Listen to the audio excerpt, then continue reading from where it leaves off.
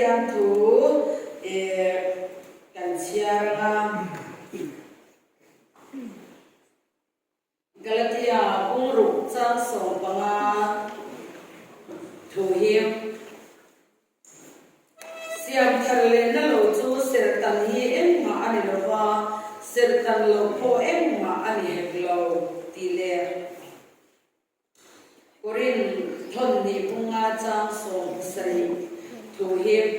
chumi awam chuan tu po Krista a chuan til siam thar alo ni a til lui chu aralta ngai te u alo thar ta atu thiang lim kan chia te lalpan tharin kan sa ta man som sa se amen ya bitong tai bu hallelujah lalpa nangma khongai na le mangai lai na om pui en kol tai swai na kan changa hey nangma pol turin kan in khom le theya nangma betur mi he song min swai khom wangin kan lo malom tho kan sila che nangin min swai khom le ze lang ti po kan ringa dilpa in khom do na hian royan kan kong hi min ron dal ve thin ni te po in alanga in khom kal hun lai don vel khan an ta a tunai ro chon hul le to si ane khatiang am vel te kha kan bo ruak tun te ni china eng po ni se eng man ruak po ni se nangma betura kan kal dal thei tu la ka min chan dama nangma thin lung ta kan pol thei tu chea kum tha le hun lo mom min bua saya kan ne na numar rin kwang le turin kan de le che sanina yal pa siam thar le na ti tu pui mangin in pol ho kan tu mani a kan singa lo te lo lal ber turin kan so ma che hallelujah amen lalpa kan thin lung ilama min hi sakla isiam thar le du na thin lung ne the turin min puyang che chung chung i suam min kan ti le amen ole sanina yan siam thar le na ti tu pui mangin in pol ho kan tum do na ne siam thar le na hi chini in athen theya siam thar le na masaber chu kalvarita ma khan ani a kalvarita ma siam thar le na lali suwa Krista ashina sanin aron faita te chuan keni sual tu te thina alyang mai tur chatuan shem hun mai pui pan me ten dam na kan chan the na turen siam thar le na chalal pan min ron buat sai sakta a chu kalvarita chan dam na buat sai na chu nang le ke na siam thar le na kan chan na sa chu lo ni a chu thu mi in asia a azo mani chuan mi piang thar alo ni a mi piang thara chuan siam thar le na na lo lu the na ne chu siam thar le na masa sanun pakhat thing ani a mase sanin ayan khatilam kha hoi ka tum lova tun nun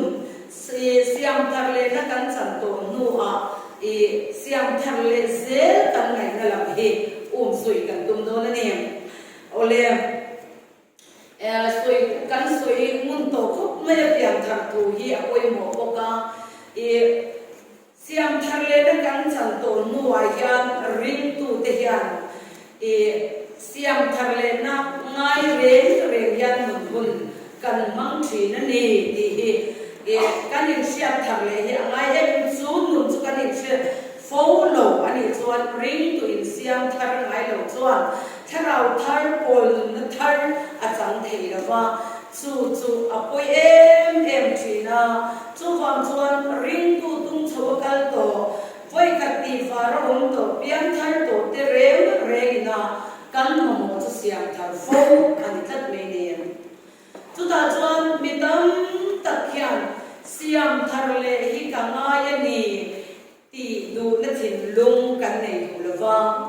kan ti lo ka nge chu ke ni chu foi khat kan ti vara kan oma kan pian thar to wang khan atam peri chuan to thatin kan in sia a ti chuan ko sharin camping po han buat sai don se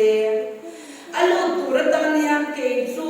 ma na ka pian thar to alom kan ti e da ti chuan kan chu kwa a la nga helai chu e rolongai te in tlema kan khopui lam sual na min chim ang em ni chu in tong lo e ya so nga so chuan kem turata na tholom regular hi kan ne ya kem turata na nol bi hi kan ne ya kem soi to phot chuan nang ti hi kan ne ne mo chu tiang ang chuan e ko khanin tun la ya camping abot sai reng le ko khanin crusade abot sai renga tel turang ai le chan thar nei tura kan rin deu te chu suan sim ngai nei mo chung kwa po ina buai pui deu khatia ang lam pang kha kan ko ti fo me ne hei kan mu thel chiang le in ka sia a etiang hian ate khin tu soi tai la mol te yen hei chem kan lo nei ta ni chem pui chu atira chuan athira tha a atuai po a tha a ti chuan kan lei ter chuan thir tha tuai tha sia me kan lei ta ni ti chuan aman da tu dik taka lo wa nan kan an manga kan an mang tak chuan tu tam kha lo dai lo ti chuan tu tam dai lo wa enge mo thin kan ti chuan athara ta sia le kham ai chi ni chu tiang ang chuan tu tho po ni se sei pui po ni se an athira kha chian wang ni lovin atuaya kha chian wang ni lovin atho na sat to lu tu ka chuan bil sin anaya ta po angai ang hian ring tu re hi van til pe ke dem to in piang thang na te changin rong bol nei lo nei to thin ma ila kan tharau lam hun hi tu ma ti lo hian alo chol ol de er thei tat nei ni chu chulai taka chuan tam tak chuan kan tharau lam nun a chol ola ka piang thar tir lai lal pa ni na kan in lai chin na le tu na lal pa ni na kan in lai chin na chu a thata lo le mei ti a ma ni lam in en na chang silova mo ko san lama kam ni na kam tai til khawan pui a ol kho pani chu chu chu phong chu kan kem finga kal po ngai kan in silo fo wa tin e mani kharau lam nun tuai thar turin khonge ke mai in kan sian rial te ang vo in chu ni le nin ka be khel don ti na chang ti kan selawa ani lo le ke hi ka kharau lam nun ni awai fo ka pian tar tin le tum tin mun ya in ang lo to lu tu ka chak lo ni he ti a dai far pa ma thing thik tum nun e kan ke le maya su tu na yan chung kwa in tuar me ka mi mal ring tu nun in tuar me ka chung kwa in tuar me ka ko ka in tuar ko ka in tuar me ka ni tam ta chuan siam thar ngai ni ko la kha ka te kan ngai ya a thak le in siam he te le ka chang fe maya phat ruwa lo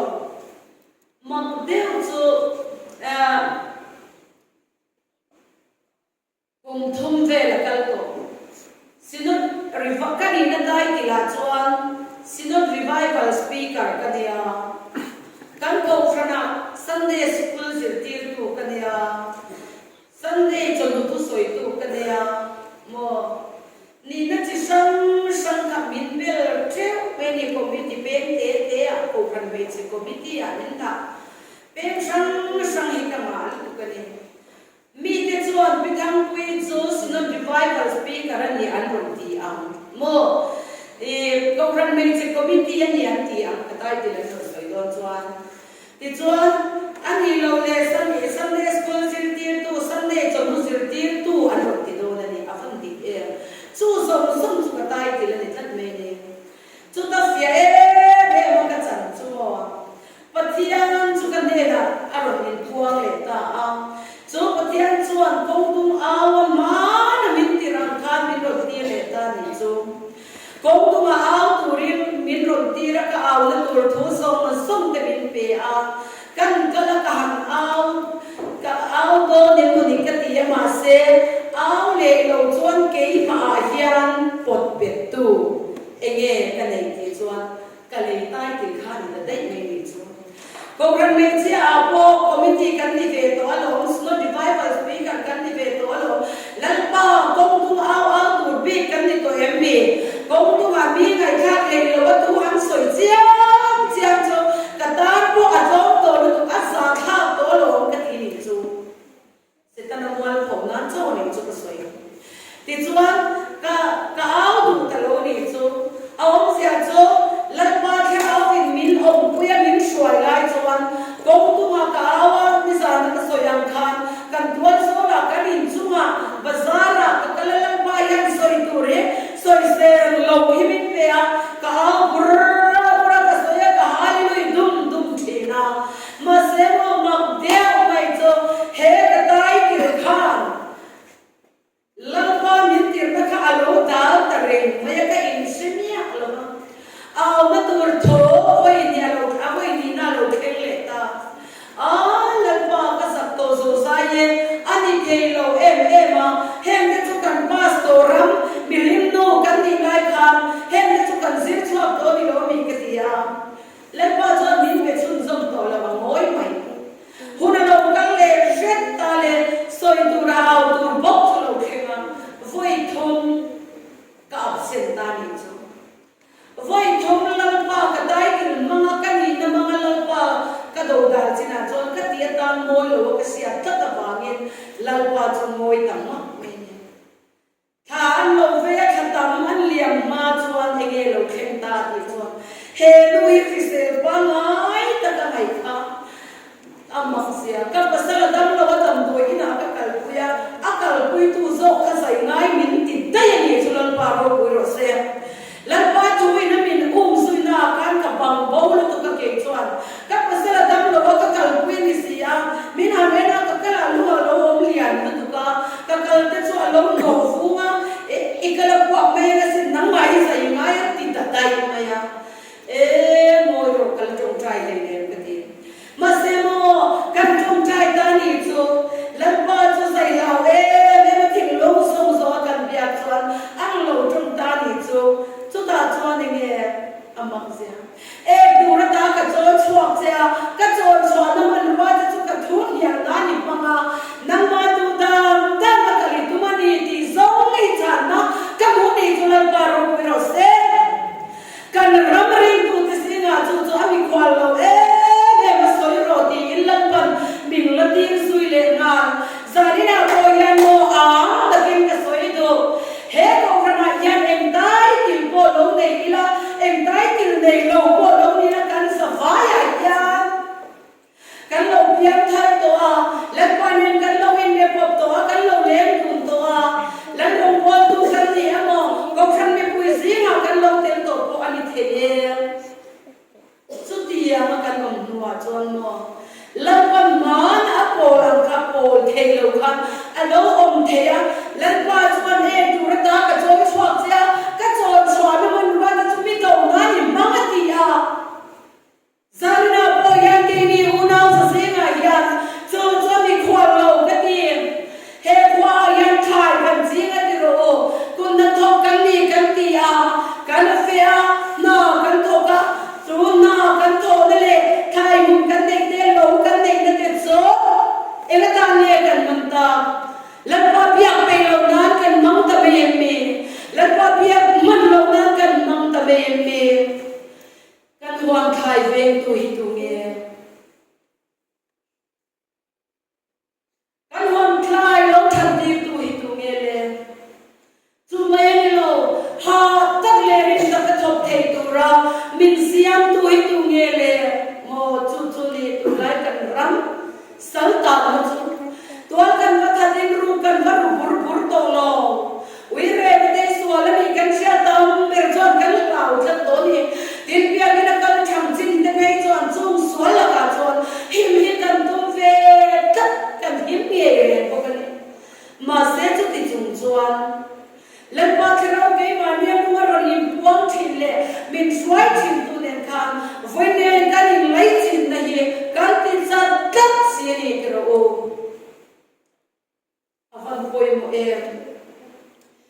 pa thuin min suya voi na jam zoram dung le fa ma yan mo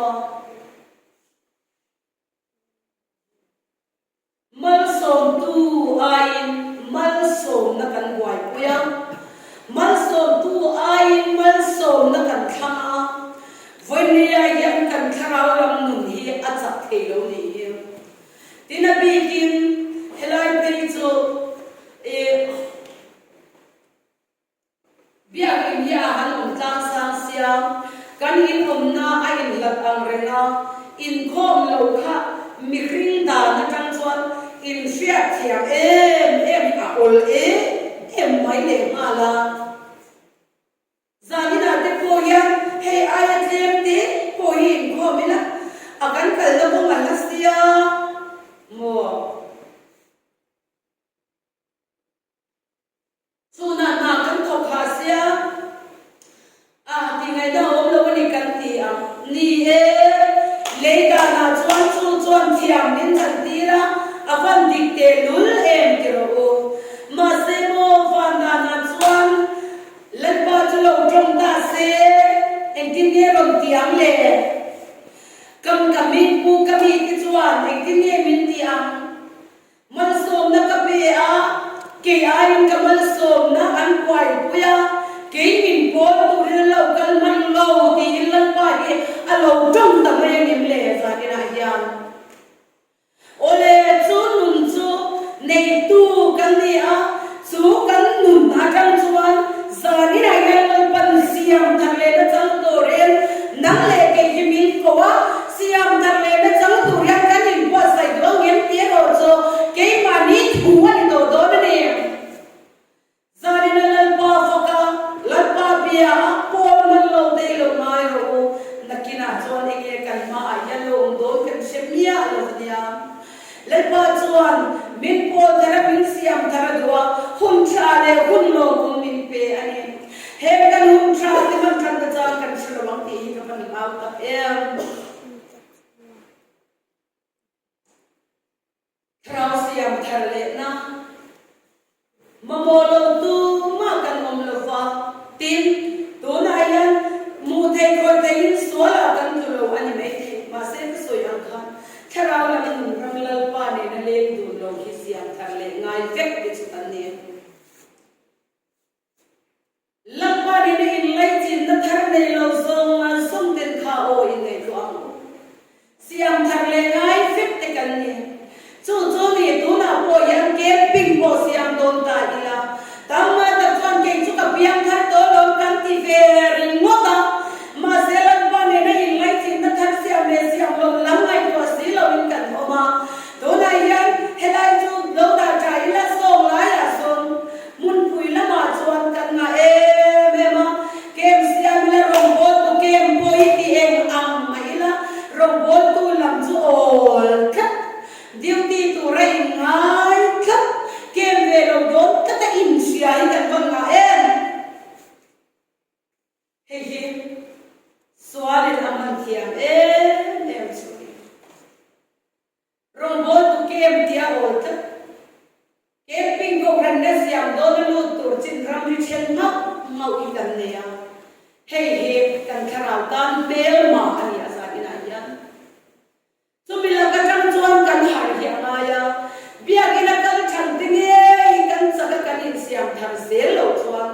bor bia in khen palo tin na chuan suan khalal sam mal top me ne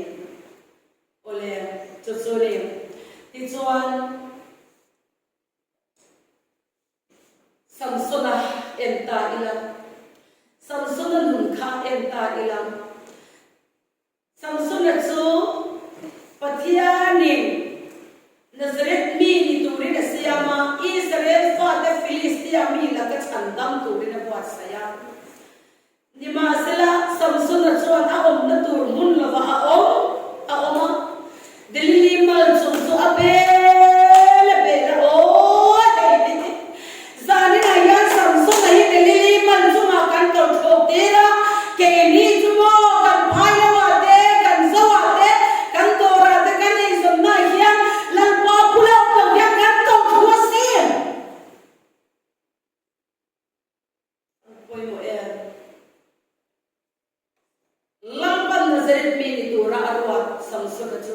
delili mal sunga tu thu delili mal sungi lege entir he thing long tu zo mo tu ngai poi mo zo cha zo ngai lu zo delili mal sunga ni ve pathian ngai poi mo thei lo kan ngai poi mo zo zo ni delili mal sunga ni samson chuan delili mal chung chu atang san thei lo wa ato pa chuan ninge chamta kha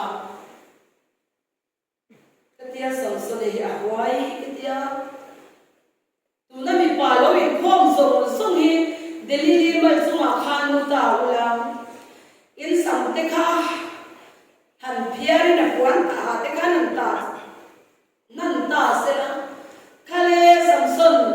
Philistia mi ten lo khenge tin khan kai tho cheu se la in lau tin kare delili mal chunga kan in munon le ni munon lo hi kan tam zo ko kare samson kha a huai ni ro bialo amai in a in ti mangai ve per samson ichak na thro min shil do le va min lo mangai tak lo ni hi ti gol fel ni achang na thro kha se Philistia mi be man ti ra tum kha arab kha samson ai ti ne ka man ti thayang che ti bol ya samson kha thang har the mi lo ni ya amma ti ro ti chuan samson a chuan ama siam tu ina siam da ang chu zom lovin ama siam tu ina om dan tu chu om lovin a om lo tu zo ka le ti chuan ato pa chuan a chak na thuru chu a khile lo ngai ta an lo man ta ti ro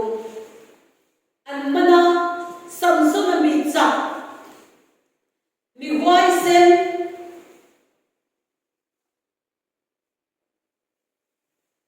an mana amit ting amit pani ka an kher chua sak ta dai maya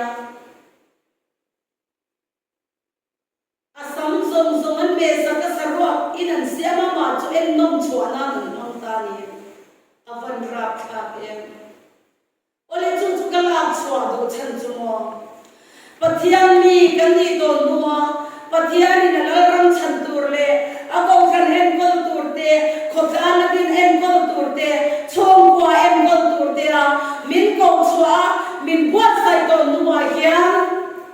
me na pa tu da yan na tinge kan to la ti lai ni zani na yan poi do e mai cho ngatinge lan pa lama kan nai to nei ti va raum the ba tu na ka kong so la ya i zon lan pa fak nu na lo chua the ba tu na ka kan ko ma zon lan pa joy moi the lo chua lo ma se ma ti ge ke ma la ma ya ti va ra ko lo that mai le mo ka ka poi mo em ma ya hallelujah amen hallelujah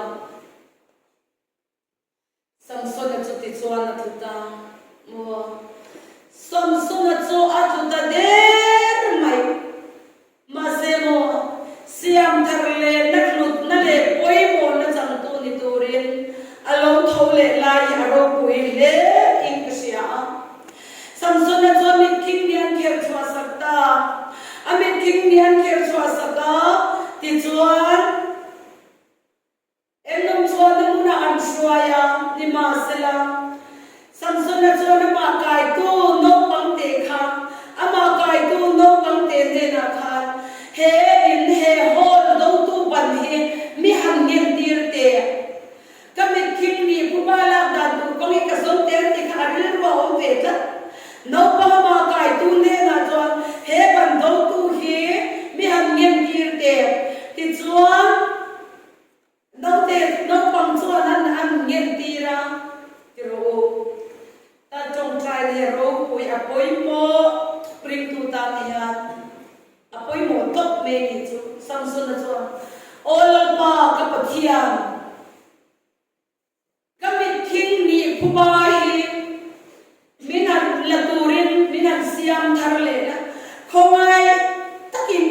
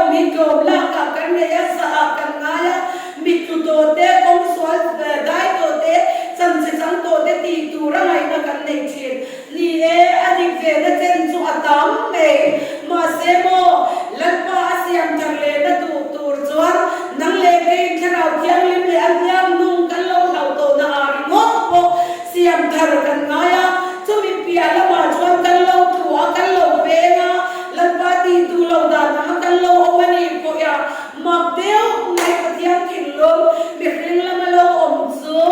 min siam thar le pura lalpa kan au tu ani chuan lalpa pathian hian siam thar le tu lo mi ring pakhat mane lo lalpa chu fakin ro se em tiam ko mi swal bo lalpa na ngai dam do asiam thar le tu ani chu avan mak em tiro o hilaya hian mi pakhat min ron bia min ron phone oma manlaya chuan apiang thar to thina apiang thar to nu in mi nu alo bi le a swali in tie me mazu in le boxia chu tia ang nun chuan ama chu chia a ari lui ha se ti chuan anun khanwa ma ti si lo pathian lam hoile adua ta chuan hoile turina in ngai tua lalpa chuan adu to ina in ring si lo ti chuan zuin ze nakal tur kan hlim na nei to chuan mo si lo ambang ang lu tu chuan in phone ta ni chu pinang pui aron tia kanin bia hei chu tiang ka tiang chu ni a pathian ne na yan ki le don ta ila pathian ne min lo langai dam du angim le lalpa ya min lo siam thar le du angim le aron tia siam thar du lo to siam thar du lo to lalpa ya ngai dam thei lo pakhat ma nei lo wa siam thar thei lo pakhat ma nei bok lo wa yom dan thar lo zong te kal sana amma ibidwa amma i thang ani ngai nga chuan tulle tuna kan thang trai la tulle tuna kan lalpa ta ni la ro nang ma lalpa ne la lalpa thu kai ne la lo kheng nge do ni ke tia ti chuan ni chuan min tu tak tak mo an karil ru khan ta ta ni chu em wang in mo ka ti chuan pathian ngai dam thei chin ne do na sia thap na kha kalai na ta ni chu a khongai kha ka ti pathian ngai dam tu chin ne tu ra ai khan in thiam thei lo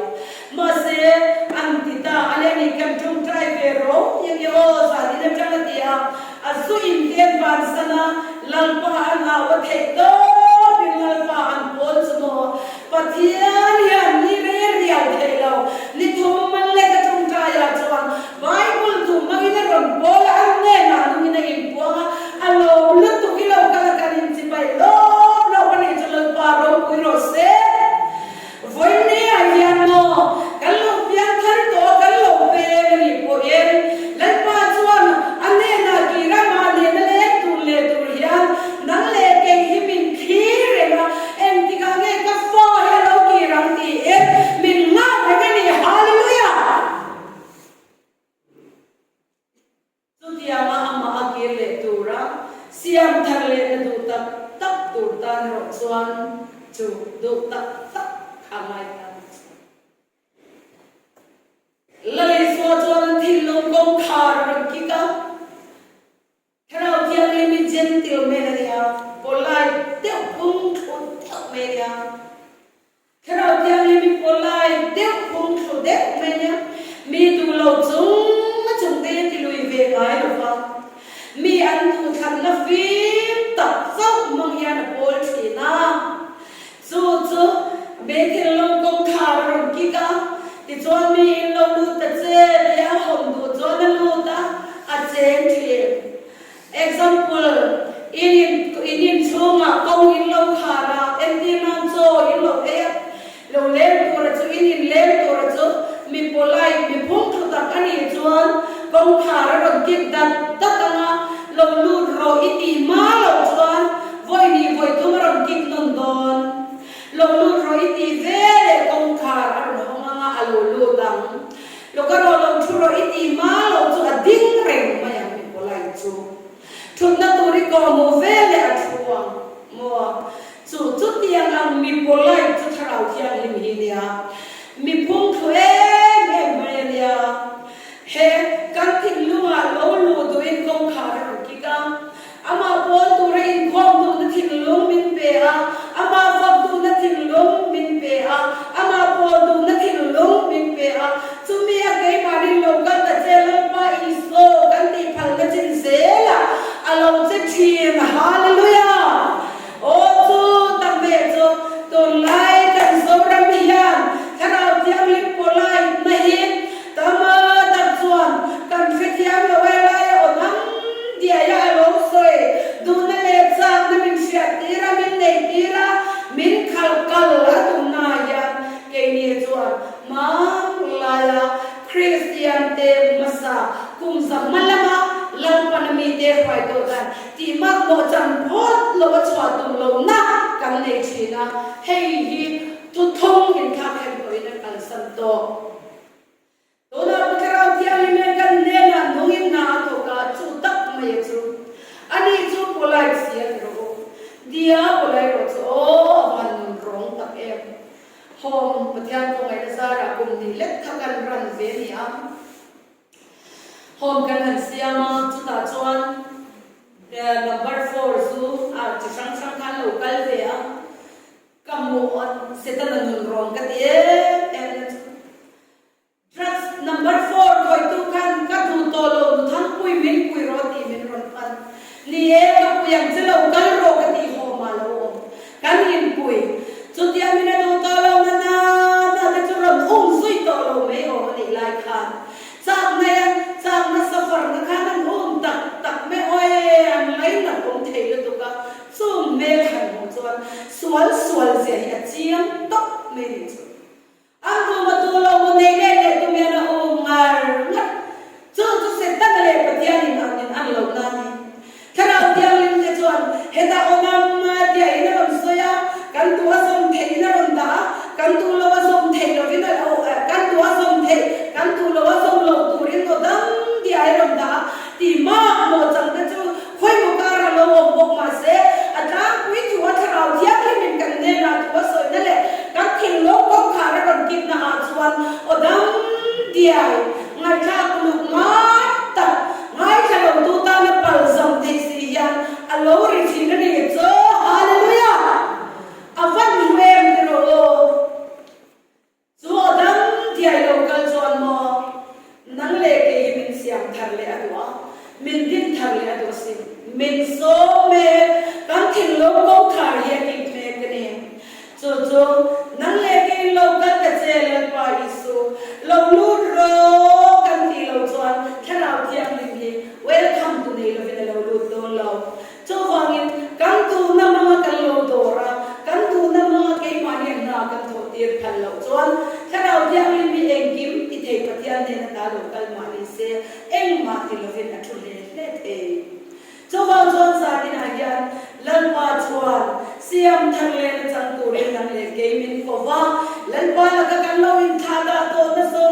song la ka